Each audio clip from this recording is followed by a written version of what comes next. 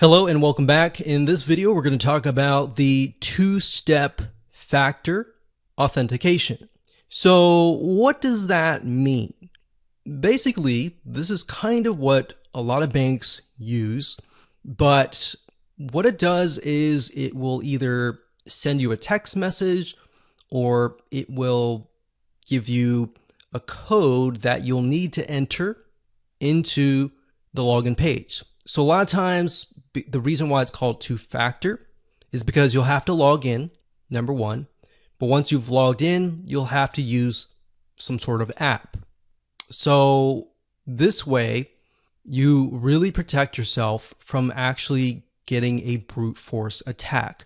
A brute force attack is basically somebody trying to log in to your WordPress site. But in order to do that, they have to guess hundreds of times or even thousands of times what your password might be. Now, we're going to talk more about password and things to avoid in the future videos when we talk about password protection. But for now, this is basically what we recommend. There are two different plugins that we recommend using. Number one is SEC Sign. SEC Sign.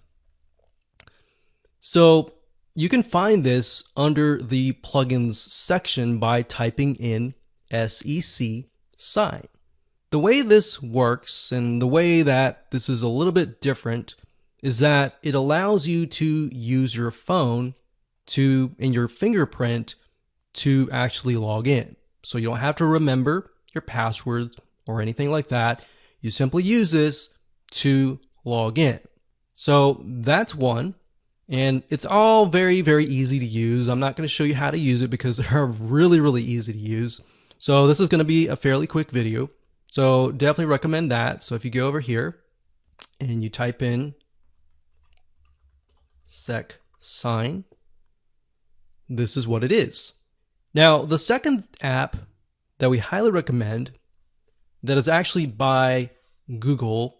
Now, the app wasn't made by Google, but it utilizes Google's authenticator. Now, let me explain how this works.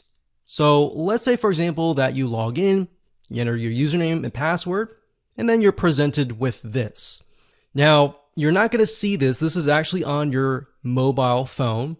And I want to say I just grabbed an image from the Google Play Store. So this is not really mine, but this is what it looks like. So you're going to have a mobile app, and then on your computer, you're going to see the login page. So what it's going to ask is it's going to ask you to enter a code.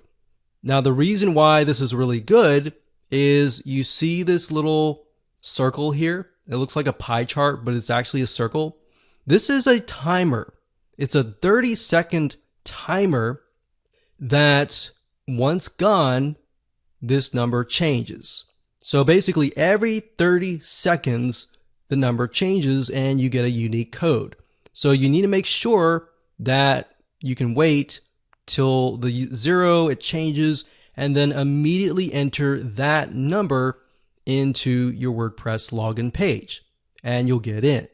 The reason why this works really well is because unless somebody really is there, they have your phone and all that, they can't log in. Now, there are other ways that somebody can hack your site. They can do it via other ways, but that's why we highly recommend that you follow this step by step and you install a WordPress security and firewall plugin. And to install that plugin, you simply go to your plugins page, type in Google Authenticator, click install now, and that's it. Now, you do need to connect things, but everything is fairly self-explanatory. And that's it.